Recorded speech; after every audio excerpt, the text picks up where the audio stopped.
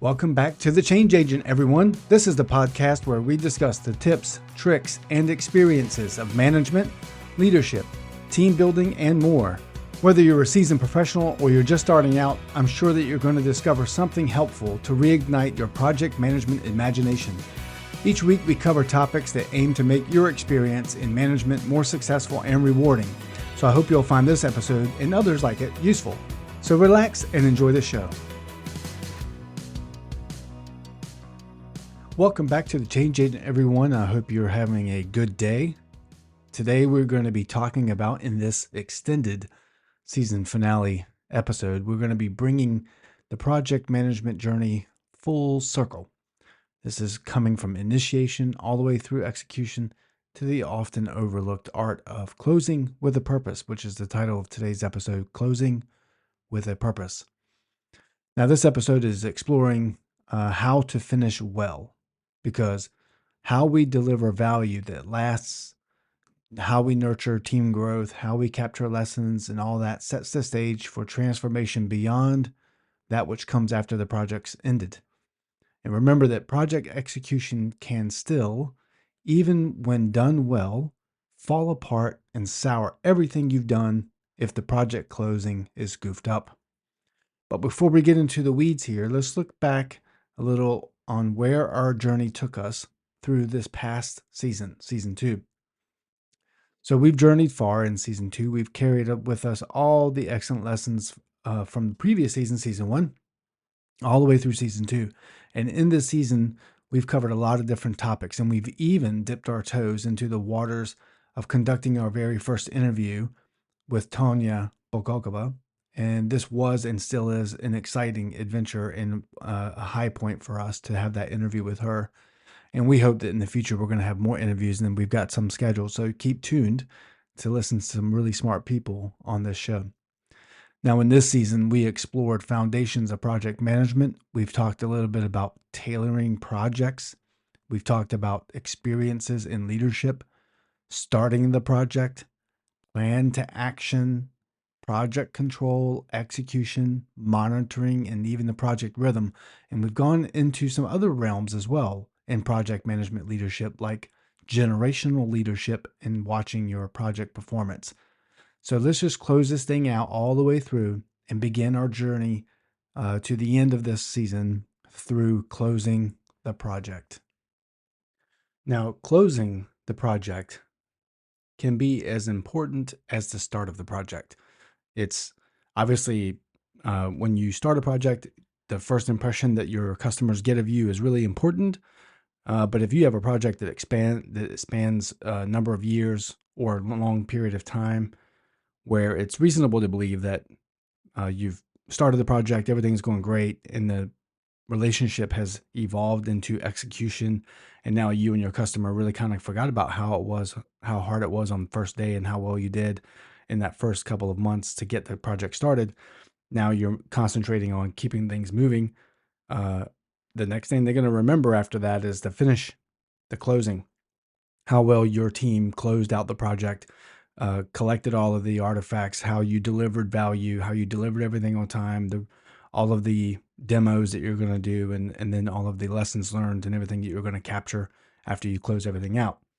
Now, again, a bad start or a bad closing can be detrimental to the overall perception of the success of the project. So you could have done really, really well throughout the entire tenure, but if you've screwed it up in the beginning, of course, it's going to be bad. And if you screwed it up at the end, it's going to be bad.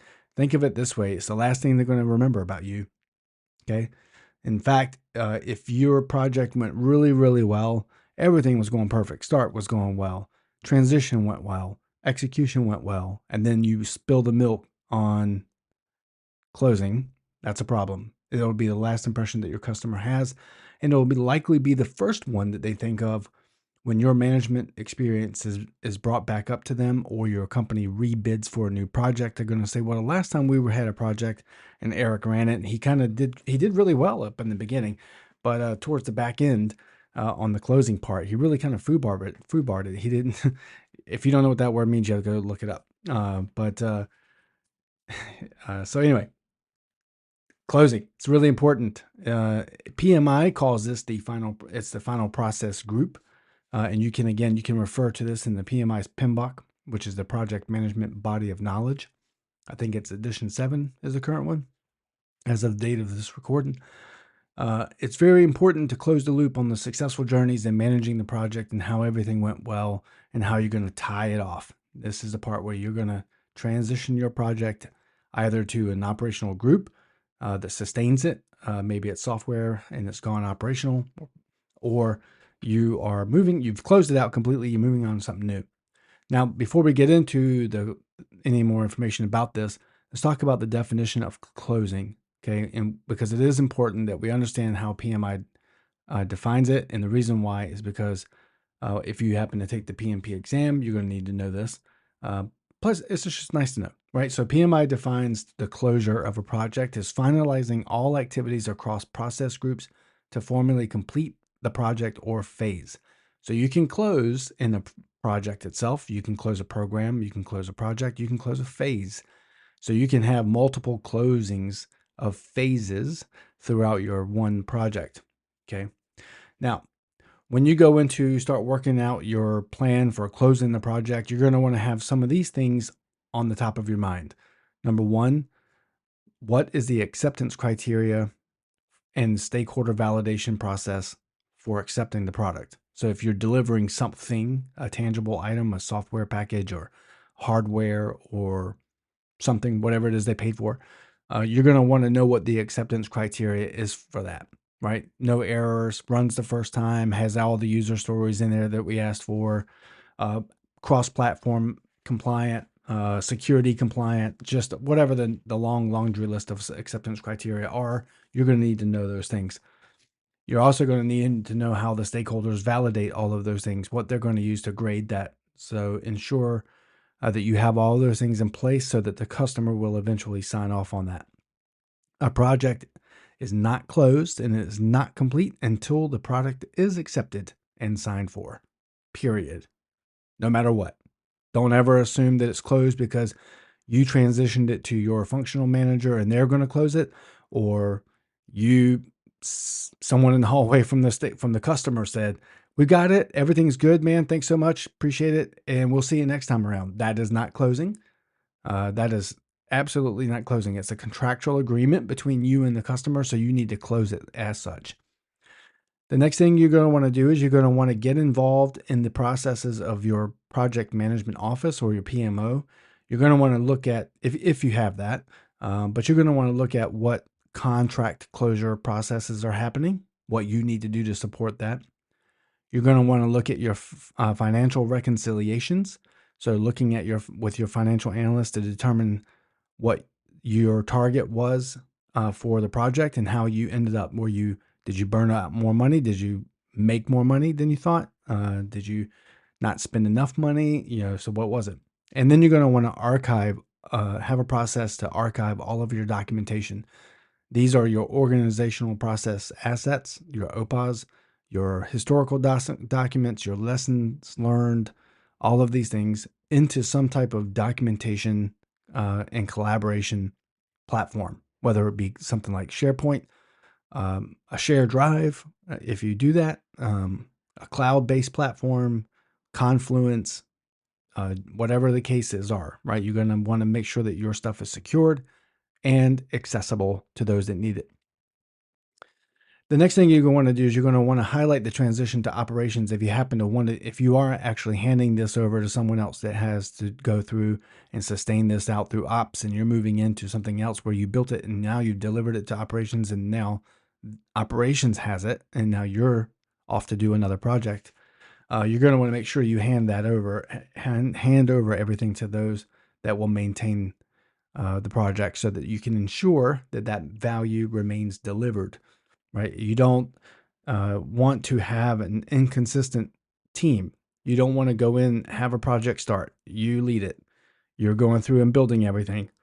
Customer accepts it. Everything's great. And then you hand it over to ops and then they don't have the same conviction to deliver value as your team did. So obviously this is a management strategy and a leadership thing to make sure that all the teams have the same insight on and conviction against value delivery.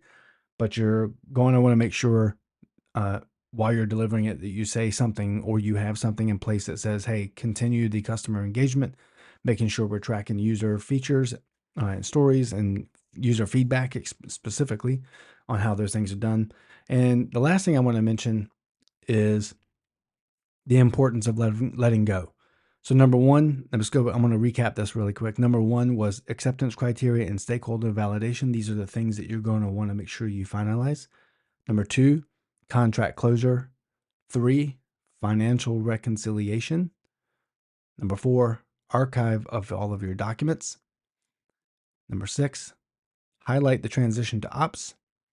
And now number 7, the importance of letting go.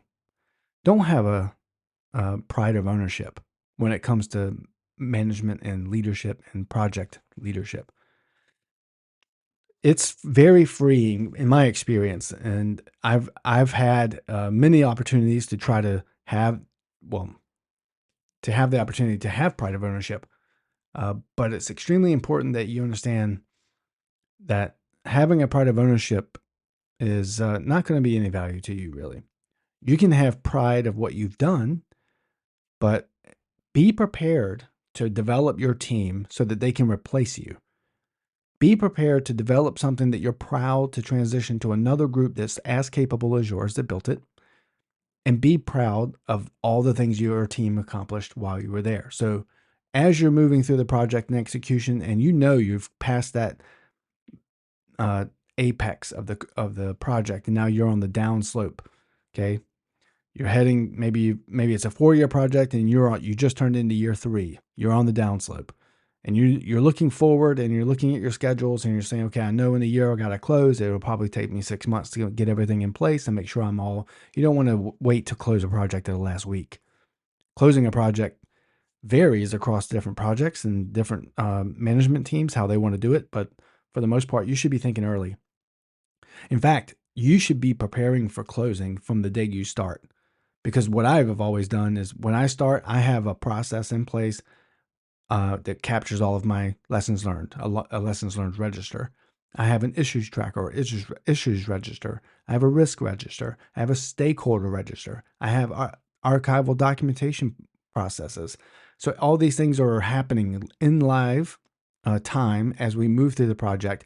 And when it comes time to close, you don't really have a lot of work to do except for making sure that you have collected everything. So just make sure you're ready to let go. Always be thinking towards the end. Okay. There's a quote, and I don't know who said it, but they say leaders often underestimate closure because it feels administrative. But this is where your accountability meets your legacy. So this is how you're going to be remembered. So just always be thinking to yourself, I'm going to be handing this off to someone, and they're going to need X, Y, and Z. They're going to need, ABC. They're going to want to talk to, John, Joe, and Ellen, and they're going to want to do these things. And this is what I need to do to get them prepared. I want to set them up for success. I don't want to set them up for failure. Okay. Okay. Now let's look a little bit about looking beyond the closing checklists. So now you're prepared to go in and close, and you've got everything in place, and things are kind of going well, and you know what your path is, you know what your process is going to be for closing. It's important that you remember that true closure of a project is centered around the core idea that it can be cultural in a way. This is cultural, meaning how your office and how your business and how your organization operates. Is it an integrated culture? Is it an inclusive culture? Is it a strong team built around core ideas of integrity, honesty, fairness, and all that good stuff? Okay. What's really important, though, as long as you have all that if you have a positive culture in your organization, and you have a positive process, an effective process to close out a project, it establishes trust and organizational maturity quick, and it can really build an organization fast. And I've seen leaders where they've taken projects that were not as large as some that they could have gotten. They took smaller ones. They got the small wins, the small projects with a short time frame, maybe 3 months, and they demonstrated the ability to accept a project, to transition it to an effective operation begin execution, they controlled it, they monitored it, and then they closed it. And when they did all that, they did it with all of this excellent culture in mind. And what that did was, throughout these quick shots of completing projects, it established this maturity and trust with the customer. And the customer ended up giving them a much larger project the next time, almost guaranteeing that project because they had built that trust for so long. It was probably over 5 or 6 years that they did. And it really does work. But again, I want to reemphasize this.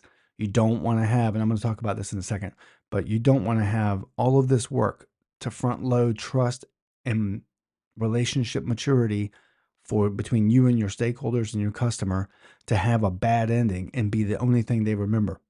Okay. And that will destroy all of that stuff that you've done. Okay. And you're going to want to connect your closing. The next thing I want to talk about is connecting the closing to some, not all of them, but some of the PMP domains. So performance, you're going to want to measure how you performed. Let's say that we're closing our project and we're in the performance domain and we're talking about how we did things. This is going back to the performance podcast where we talked about the cost performance index and all that good stuff and the schedule performance index. When you go and look at all of those, were you on schedule, behind schedule, ahead of schedule? Were you under budget, over budget, on budget? And so when you're looking at these things, you're going to want to take those into consideration and say, when we, as we're closing, we were ahead of schedule and under budget. And the reason why is because we did these things. We were excellent planners and we had good financial teams and we had weekly meetings on our variances and all this good stuff. So you're going to want to make sure all of that documentation is collected. The next one is your stakeholders. You're going to want to close the project with a detailed list of all the current stakeholders. It's best if you have some type of life cycle notes around these stakeholders. It's not uncommon, if I can say it that way, for you to have a stakeholder when you first begin the project, and then 2 months later, let's assume it's a year-long project, where you have changes in stakeholders. And each time you do, you've got to remap them and figure out where they are. Do they have a lot of influence? Do they have power? Do they have interest? And do they have all these things that are important to you? So make sure that this is why I go back to saying the way I did it was I started from the very beginning. The very first day, I started working towards closing. In that parallel execution lane, I was collecting all the documentation. I was mapping out my stakeholders on a weekly basis. If I needed to, if I had no changes, I wouldn't do anything. But if I had changes, I would map them out. I'd figure out who they were. I'd get in front of them face to face and then be engaged with them.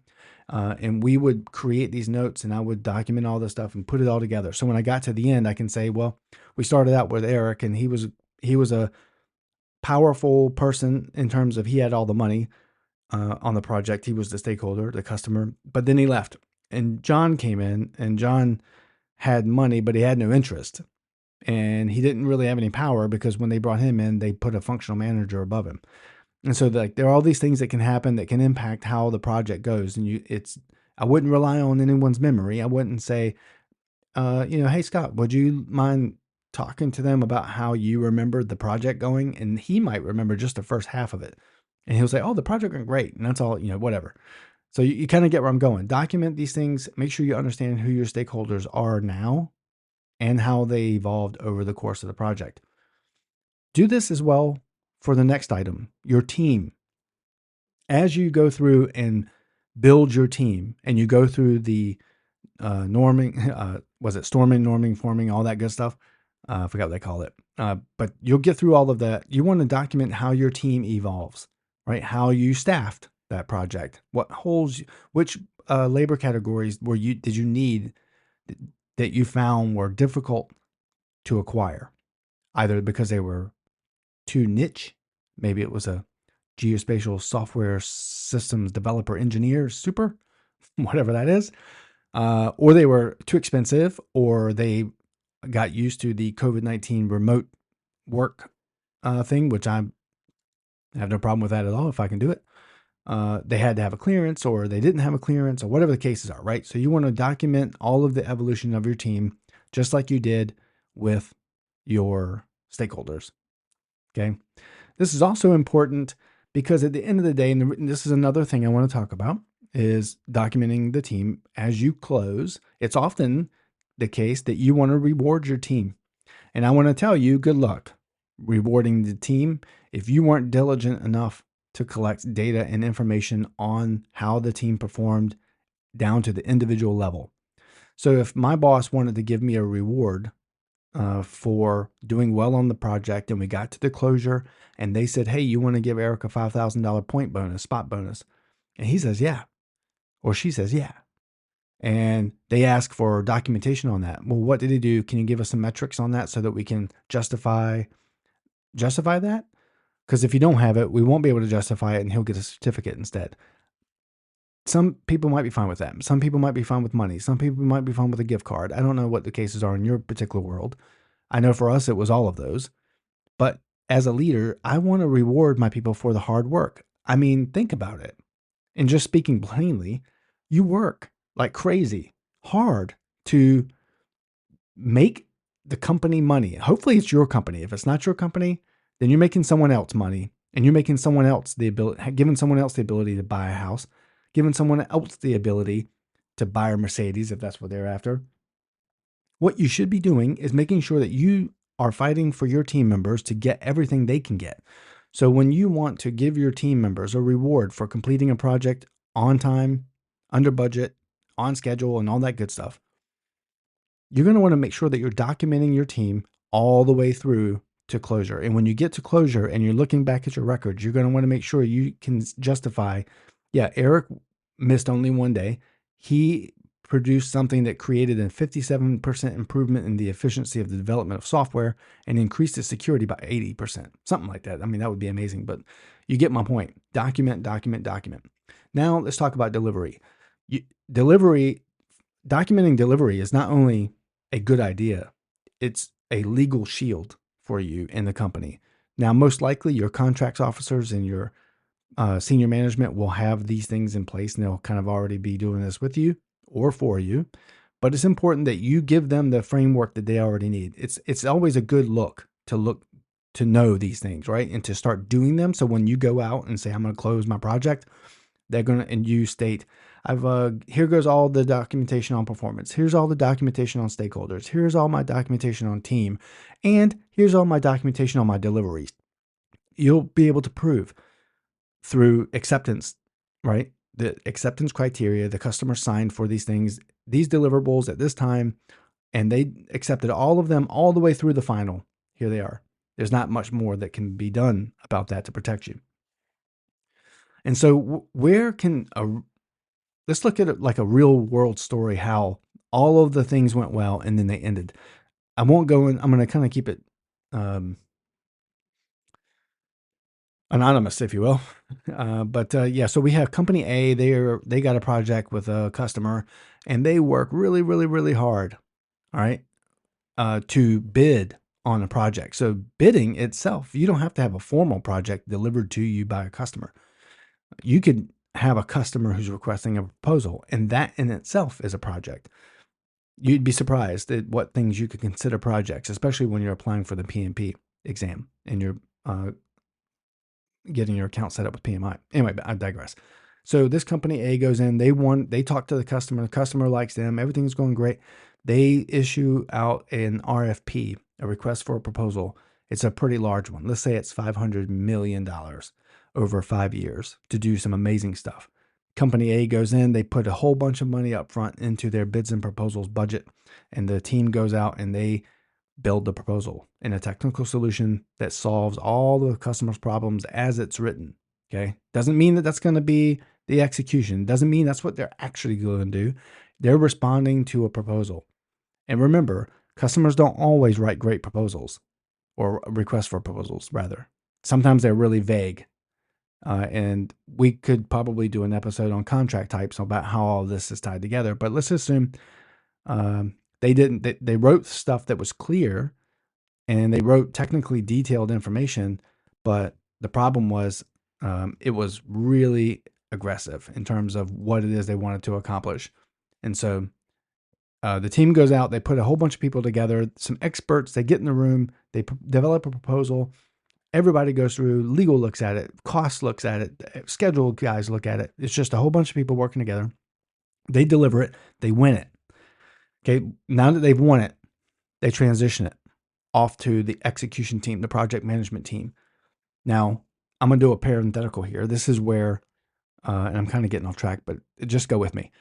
The project manager who was assigned this project may not even realize how much there is to do. They may not have been involved, or they may not have been fully aware of the technical solution that was proposed to the customer.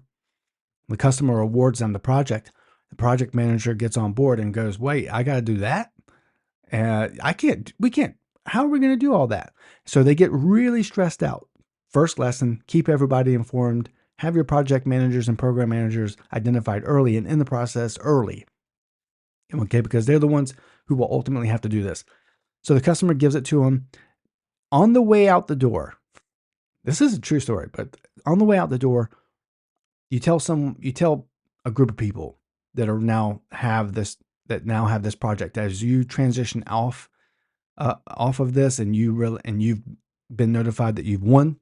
That could be some months away from the time you delivered it to the time you got it, but you've been told that you've been awarded this project, and then you are walking out the door and you say, "Don't screw it up, okay? You got it, guys. Come on, you can do it. Execution all the way."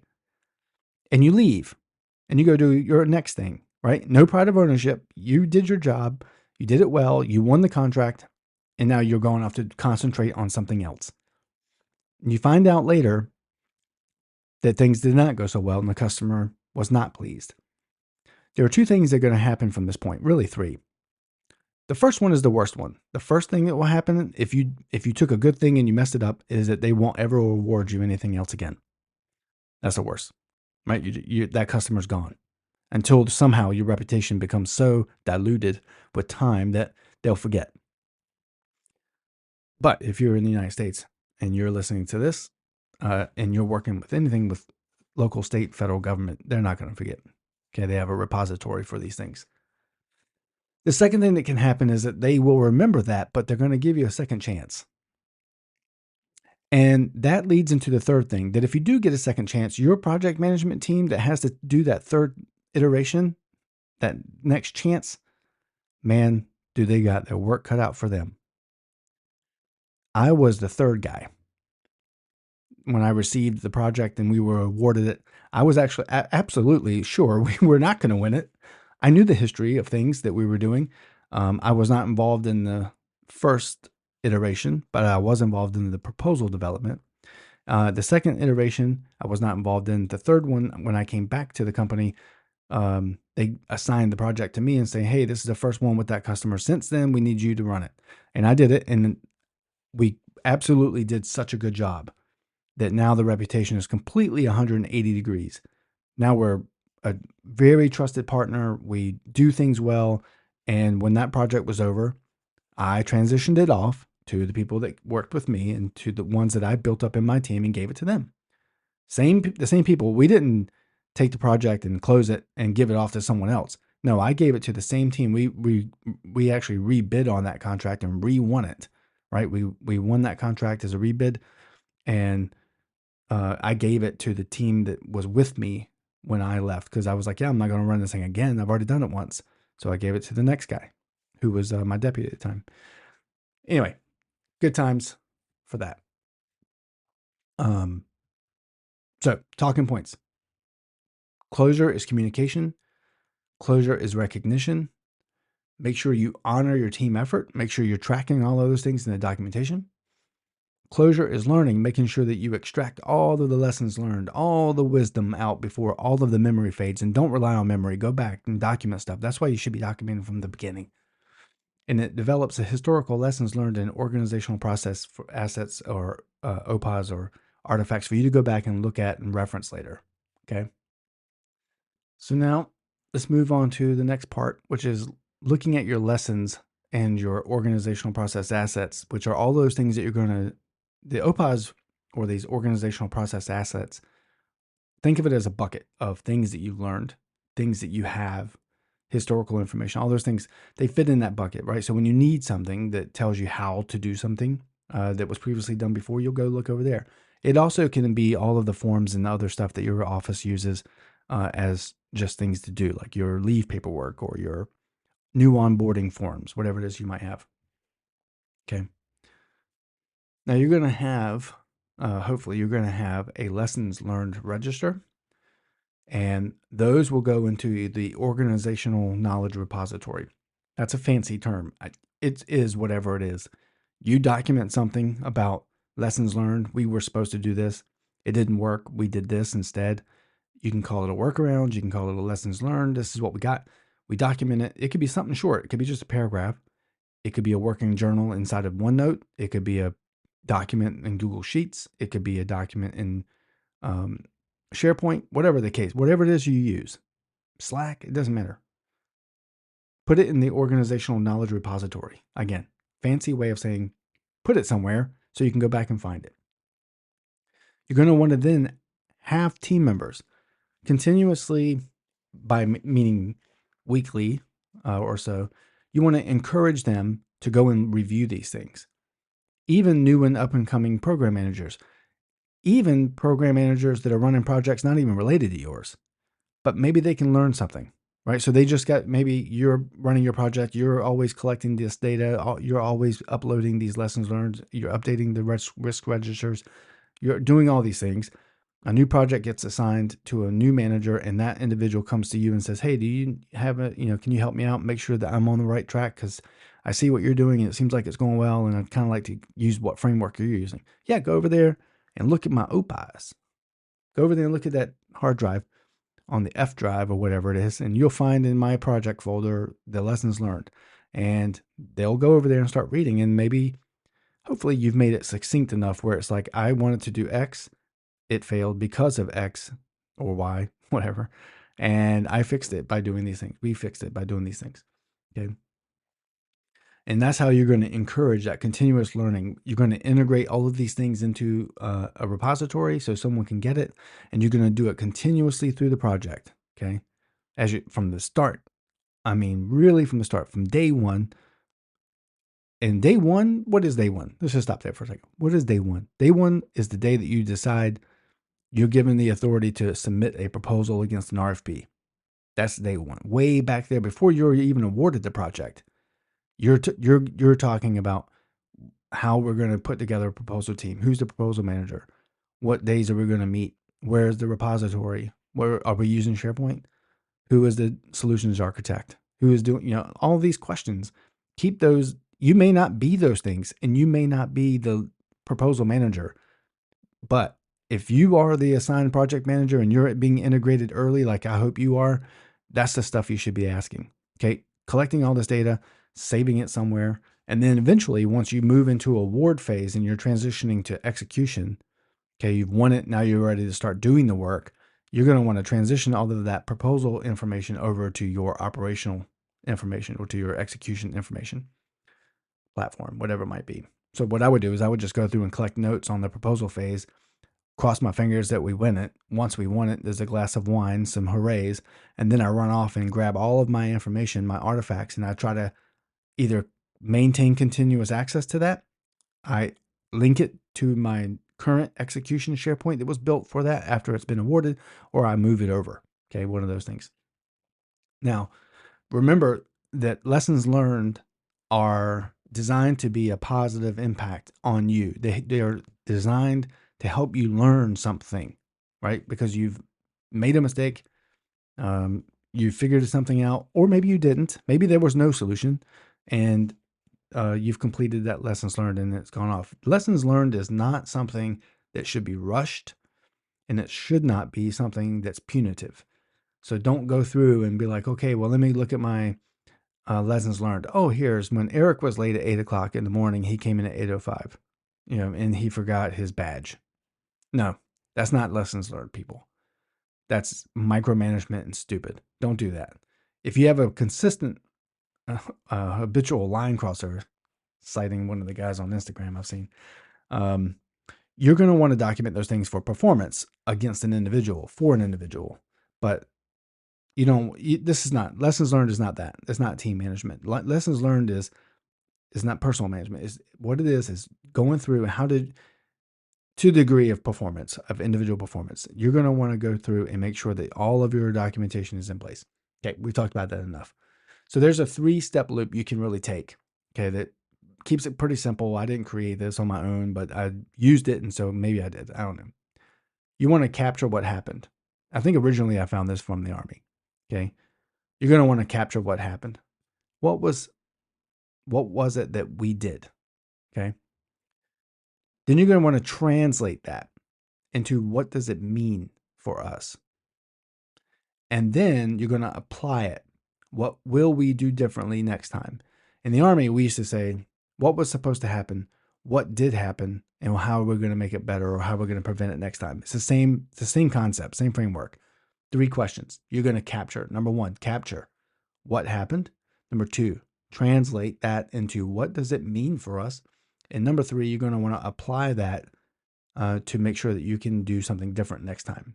So a lesson is not learned until it changes the behavior of what you're doing. If you read a lessons learned and you go off and forget all about it and do the same thing again, it didn't do you any good. Okay. And I just want to point this out from a senior manager's point of view. If you charge me money as a person to hold a position on my team, and your job is one of the jobs you might have out of many would be to capture lessons learned, and you capture them, and you do a good job capture them, then you've earned your keep, right? And then my project manager comes in and he or she sees the lessons learned repository and ignores it. That person is not. You can see where this is going, right? It's personal value to the organization. Okay. And so while you are being a part of this team and you're trying to deliver value, because you have personal goals you're trying to achieve, you don't want to jeopardize that. So don't try to get fired. If they say these are lessons learned, go read them. You should go read them because they're going to be good for you. Okay. If you do find that when you read them, they are rushed notes, many misspellings, unclear sentences, there's no capture, translation, and application points in there, then maybe you need to have a conversation with someone else. Okay. Now, let's go into part 4. This is benefits realization and value delivery.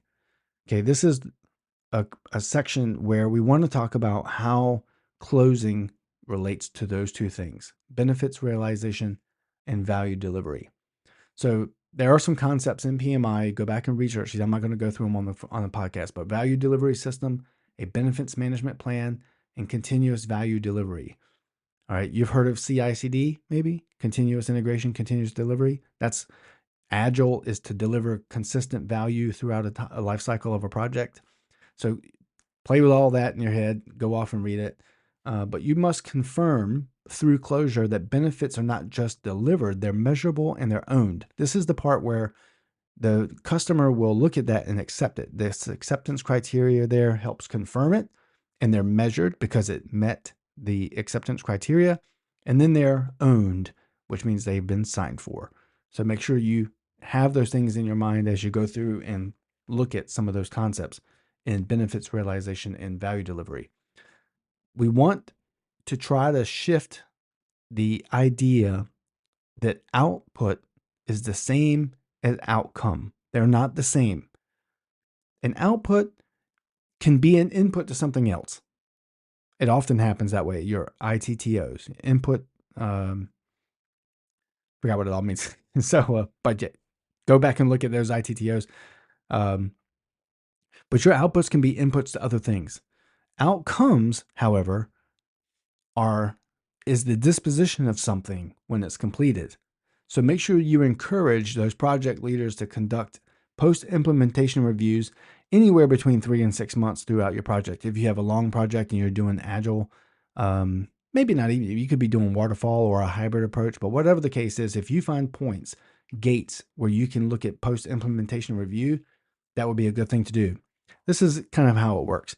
Let's say you're delivering a can opener and you develop the thing and you go and test it. That test point is a post-implementation review. You're going to look at it. It took you 3 months to build it.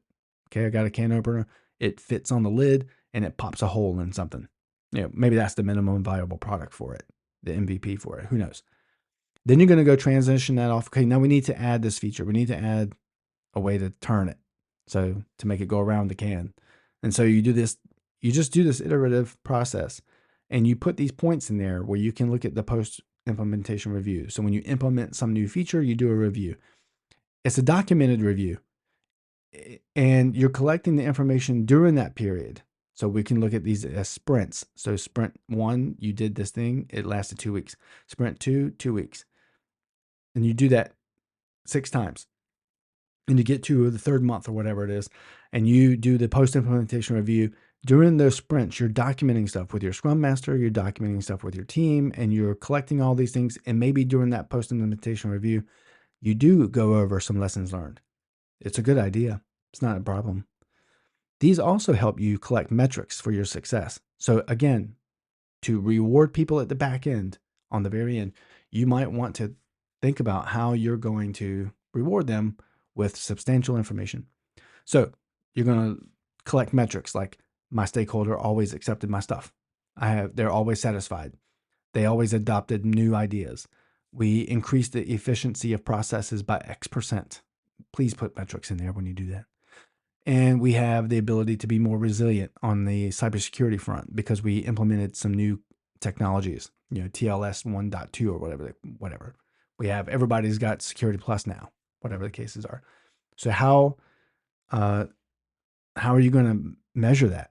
Well, one thing you want to ask yourself as you start to reflect on the idea is you want to ask yourself, how will I know that my project's value is still good 6 months after I've closed it?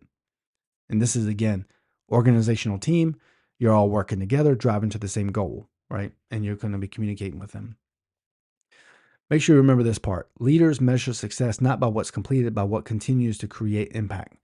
So anybody can really go out and create something, and you can be deemed a good leader because you help create something. Okay. But let's say I created a new boat, and it has these new oars made out of pine, and they're just awesome. They look beautiful. They're shapely, whatever that means. Everybody gets in the boat and they start rowing off the dock, right? They're gone mile out into a calm bay. And then the boat starts to take on water, and the oar snaps because the boat's gotten heavy and the oar snaps, and pine is a softer wood. So it can't really, it's not that strong. Yeah, not so good, right?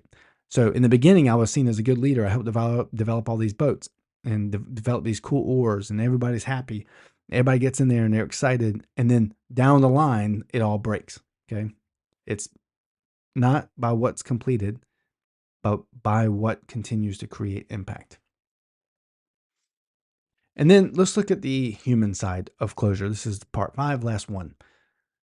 PMI has an ethical lens, if you can call it that, right? There's responsibility, there's respect, there's fairness, and there's honesty. These are all parts of closure, okay? Because these are the things that you're going to want to make sure that you dot these words in your separating or departure speech to your customer, that we have we have the utmost responsibility to deliver the best thing to you that we can, blah, blah, blah, blah. We have utmost respect for you. We're a fair company and we're honest with you all the time. So you're leaving these parting words.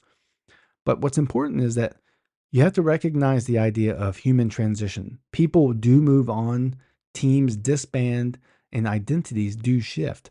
These can create problems for the next teams because maybe they got really used to working with one team and they don't want to work with anybody else. That happens a lot. So make sure that as you're coming in to a project that has just finished and you're assuming new assets, new resources from other teams, ask questions like this. When was the last project that you worked on? And how long did you work together? And what was something that you really liked about that project? What would you like to bring to this project? Help ease that transition. Grease the skids a little bit. It's important that you recognize the importance. Wow. It's important that you understand the power of recognition. Let me put it that way, because there was a lot of importance and recognition going on there. Gratitude, closing rituals. Make sure you have celebrations when you close a project. Have a celebration when you win it. Have one for every gate that you go through. Have one just for the hell of it, and have one for when you close. Have them for retrospectives. Have them for thank yous. It's important that you dot those as much as you can. And remember that we talked about emotional leadership and emotional intelligence and leadership.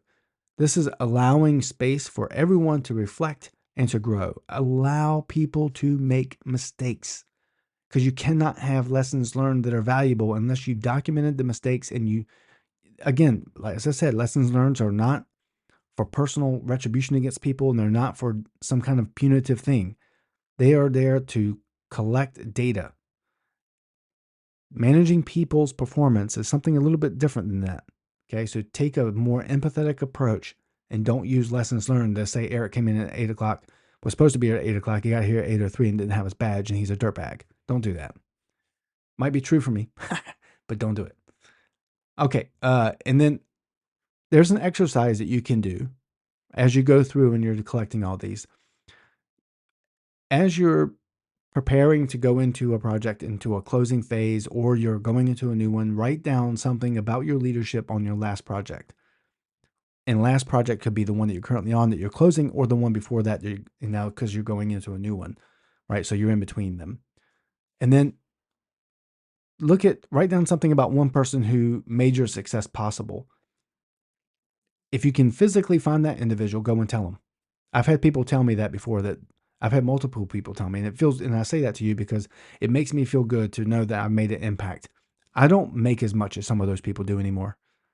I don't have the responsibility that most of those people do anymore. But you know what I have? I have this memory of going into their house and seeing a photo of me on the bookcase. I have a memory of that individual telling me that they are where they are because I helped them get there. That's more valuable than anything I could have gotten from a company. So if you can physically go and tell someone that they made an impact on you in a positive way. If it's negative, just leave for now, because it's not going to really do you any good. Closure is a leadership act. It signals care, continuity, and the courage to move forward. Again, don't have the pride of ownership. Don't walk in there and say, yeah, this is what we're going to do, and I'm going to do it this way. And when I leave, I'm going to always watch because I don't want anybody to mess up everything I built. Don't do that. Okay. So make sure that it's a point for you to separate. Use this time running the project to build those people up that were working with you, your deputies, the people around you, your team members, those you're responsible for. Build them up and give them opportunities to lead as much throughout the project as possible, so that when your turn comes up to close that project and you walk away to go do something else, you know in the back of your mind that the people who are running it are the ones you help train to the standard that you hold. And that's exactly what you should be doing. Okay. All right. So now, as we are wrapping up here, we're going to want to recap a little bit. Don't forget, and I'm not going to go into details, I'm just going to give you some highlights before we head out of here. Closure connects people, it connects value transition, and it connects learning. All of those things are nothing but goodness for your organization. Making sure that you go through and document from the day one, which we said was what? It was from the day that you started writing the proposal, all the things that went well. You want to collect, you want to analyze, you want to apply, you want to put all these things into perspective of how you're going to apply these lessons learned to your organization, to your processes, to your teams, to your offices, whatever it may be. And you're going to want to utilize these items to either help other project managers be successful or to help you be successful. Again, maybe this is your first project and you've not done this before. And so you're going to use these lessons learned to not make the same mistakes again. Maybe you didn't communicate well or enough, or you communicated with the wrong individuals, or you had the wrong process for documenting leave, whatever the cases are. These are the things that are going to help you. So make sure that you connect lessons learned with people in terms of how you built your team, how you staffed it, how you took care of them, how you rewarded them, the value, and learning across the program itself. So I want to thank everyone who's listened so far on this podcast so much as we journey through season 2, from initiation of a project and performance and all that stuff, all the way out here to closure. And we've built an entire excellent foundation for leading projects, becoming a better manager, a good leader, and all those good things. And so in season 3, we're going to start moving into some more things that are more technically based. These might be technologies that are used in project management. They might be ideas for using AI. But I really want to let you know that we're going to try to focus more on interviews of successful individuals. And I'm really looking forward to the next one, which is coming up in November sometime with Sophia Kluwer. She's from Prevency. And so they are a crisis management company. And so I'm very excited about interviewing her and having that posted out to you guys as soon as possible. And also remember, you can support the show by going to Buzzsprout and finding us there and donating to the show. The donations really would help. It could be something really small, but it does cost money to run these podcasts, and anything that you can give would be greatly appreciated. But most of all, your recommendation and your word of mouth is the most important thing I could ask for. So get your colleagues out on the podcast, have them listening to it in the car, on the way on the underground, or whatever it is you ride throughout the day. Let's get these principles of leadership into the ears of more people. So next season, we're going to take everything we've learned and we're going to go try to move it into the real world, applying it with new technologies and some other cool stuff. We can call it field leadership if you want. But we're going to discuss all kinds of cool things. Follow me then. And everyone, I look forward to hearing more from you. Send me some emails. Tell me what you want to hear about. You can catch me on my email, which is eric@kalinavision.com. That's KALYN as in Nancy A-vision.com. You can also send some notes on Buzzsprout or your favorite podcast platform, wherever you might be listening to this, and I'll get it and respond back to you. That's it for this episode and season 2. Thank you so much again for hanging out with me on this journey, and we will see you in season 3 for sure. I hope you found this podcast helpful, and if so, please consider popping over a small donation or at least recommending this podcast to everyone you know, because it could really benefit a lot of people. It would not only be appreciated, but it would also be very helpful because it's not free to run these podcasts. Also, if you're interested in learning more about what it is we do here and how we can help you, head over to www.kalinavision.com. That's spelled KALYN as in Nancy A-vision.com, and read more. And from there, you can contact us, get information on things you might need but you can't find, and we hope that we can find a way to help you. I will see you all in season 3. Please remember to take care of yourself, and remember that good leadership is rare. Be kind and be bold.